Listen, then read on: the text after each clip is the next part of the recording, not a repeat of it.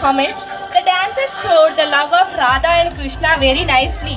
Thank you for this lovely and graceful dance.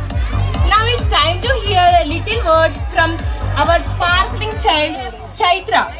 Chaitra, please come on to the dais.